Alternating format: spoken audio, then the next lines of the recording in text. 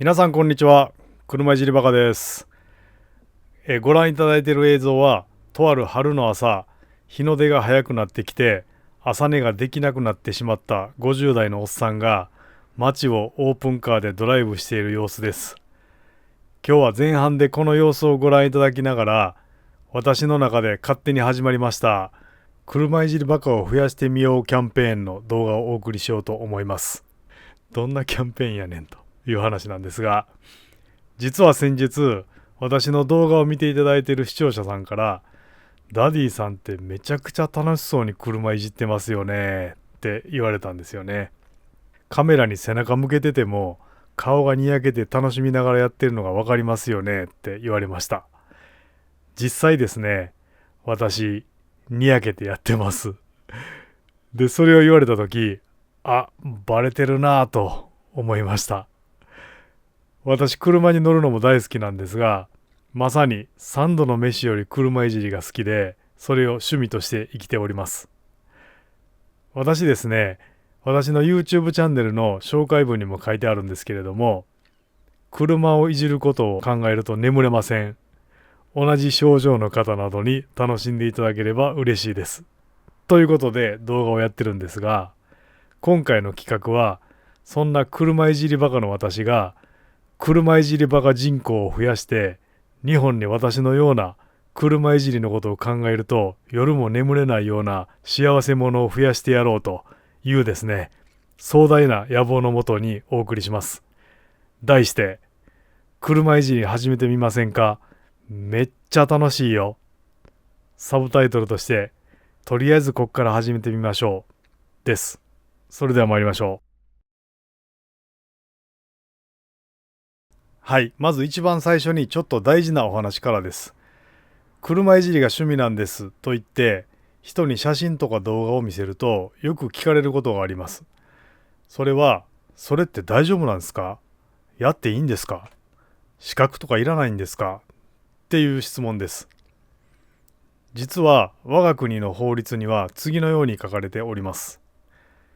自動車の使用者は自動車の点検をし、および必要に応じ整備をすることにより、当該自動車を保安基準に適合するように維持しなければならない。はい、ということで、自分の車を自分で整備することは法律でも認められています。私のように車をバラバラにして組み立てていても、それを通りすがりの方からニヤニヤされながら見られていてもですね、誰からも咎められることはありませんので、どうぞご安心ください。ただ一点ですね、他人の車を整備するのには必ず整備士の国家資格や認証などが必要ということですので、やっちゃいけないということになります。この点だけはご注意ください。前置きはこれぐらいにして本題に入っていきます。まずはじめに、私が普段感じている車いじりをすることの楽しさやメリットについて皆さんにお伝えしまして、皆さんに車いじりバカの世界を少しでもご理解いただこうと思いますので、まずそちらを紹介させてください。大きく5つの楽しさやメリットがあると考えています。まず私が考える車いじりをすることの楽しさやメリットその1です。それは、車いじりという趣味が新たな知識やスキルを習得させてくれて、自己成長を体感できることです。私自身、車いじりを始めて7年ぐらいになるんですが、以前の私にとって車というのは全くのブラックボックスでした。つまり、キーを回せばよくわからんけどエンジンがかかって、よくわからんけど走るって感じでした。ただ、一度車をいじり出して自分で分解したり、時には壊してしまったりということをやっているうちに、以前は全く持ち合わせていなかった機械の仕組みに対する知識がたくさん身につきました。例えば、ハンドルを切るとタイヤが切れるという仕組みとか、以前は私は全く知らなかったことが今はわかるようになりました。よその車が走ってても、あの中こんな風に動いてるんだろうなっていう風に想像できるようになりました。このような以前はわからなかったことがわかるようになるということは、私にとって人生の喜びの一つです。車いじりはそうした自己成長の実感を与えてくれますし、また同時に車を自分で整備するスキルを身につけさせてくれもするというまさに一石二鳥の趣味だと言えると思います。次に私が考える車いじりのメリットや楽しさその2は経済的なメリットが受けられるということです。自分で整備や修理をすることで工具類の初期投資こそ少し必要ですが、それ以降は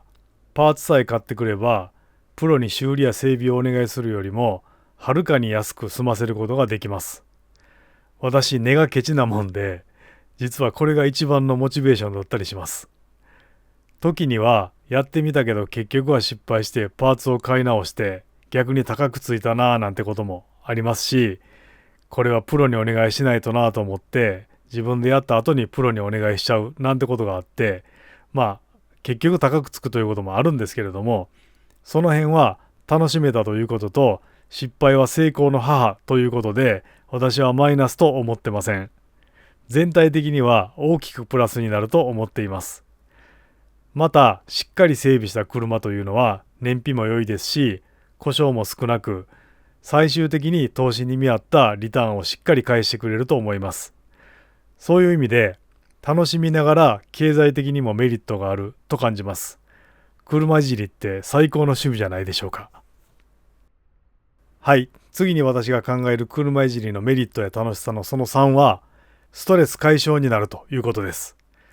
これはもう言わずもがな私が車いじりに没頭している動画をご覧いただければ一目瞭然かもしれませんが、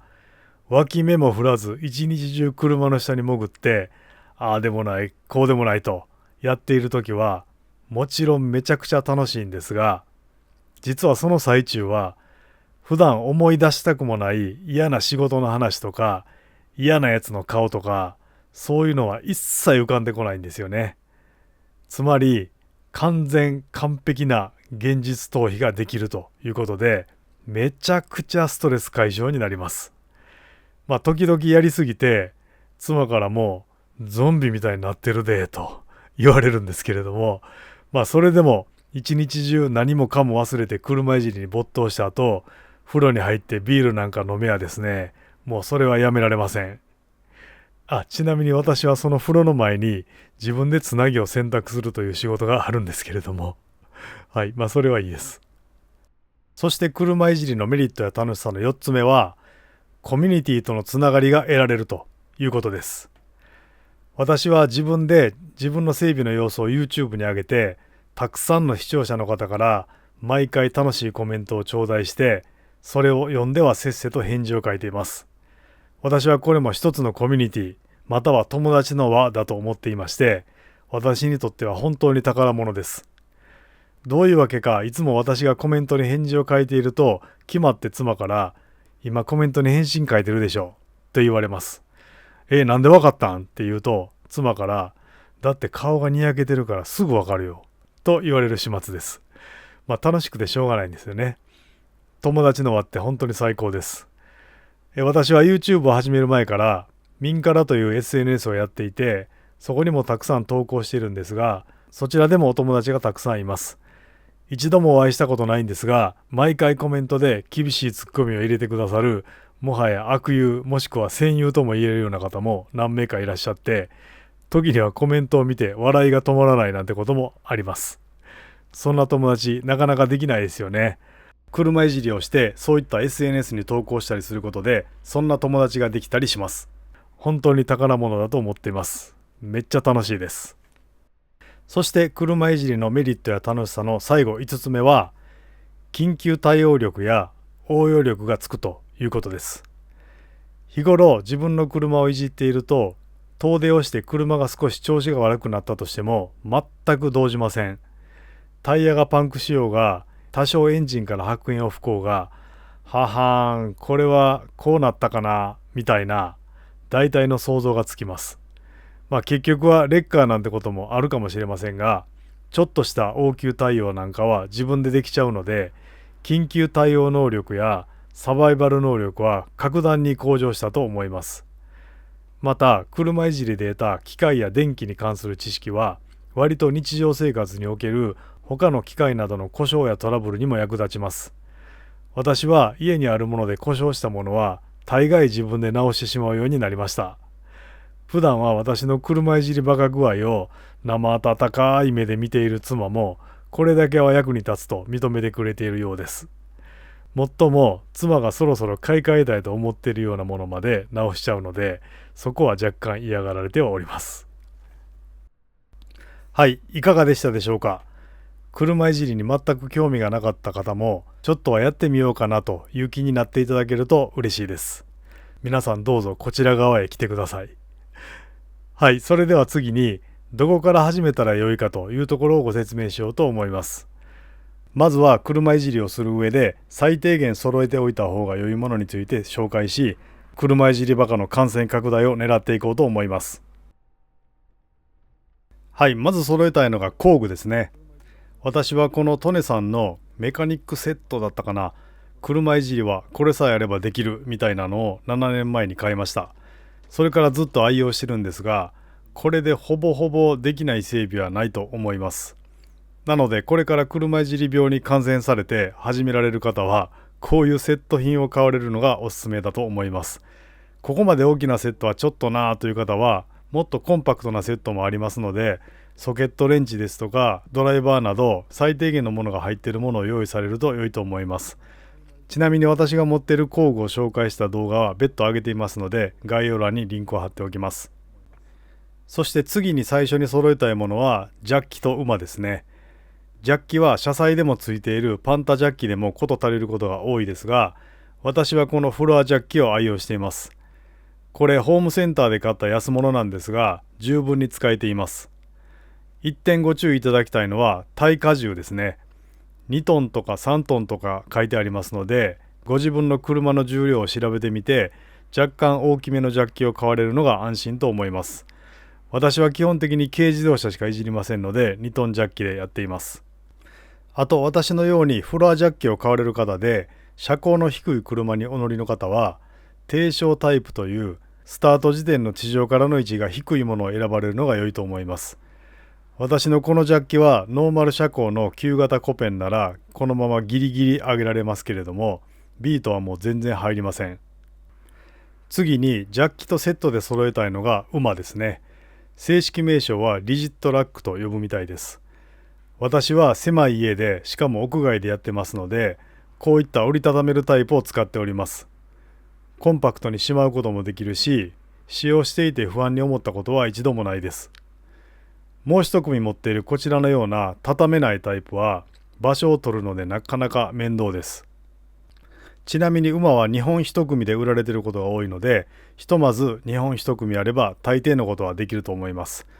例えばオイル交換はだいたい前を上げて左右を馬でセットすれば十分下に潜れます。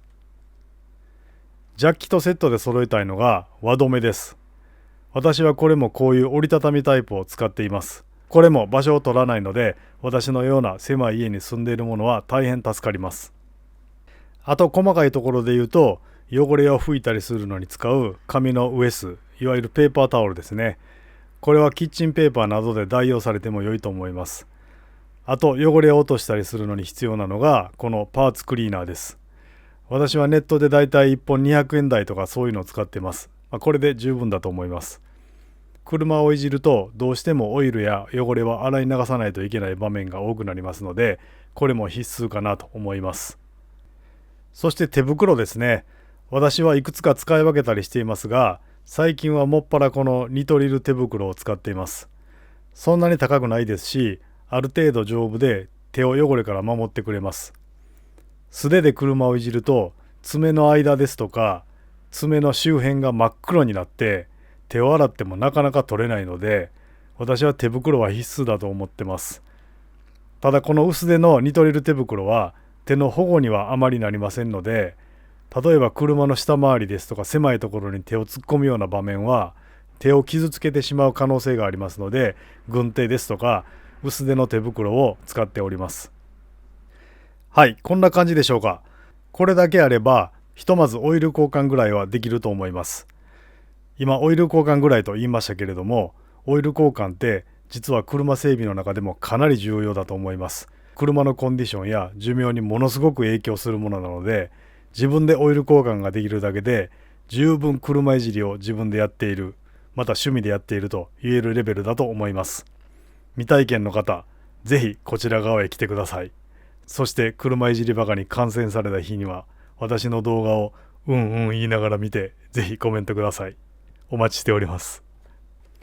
はい、私もこんな風に動画で車いじりについて偉そうに語っておりますが、実は車いじり中毒の重篤患者になったのは約7年ほど前でして、それまでは車いじりは全く未経験でした。ということで、私はこちら側で皆様のお越しをお待ちしておりますので、皆さんへの感染拡大をお待ちしております。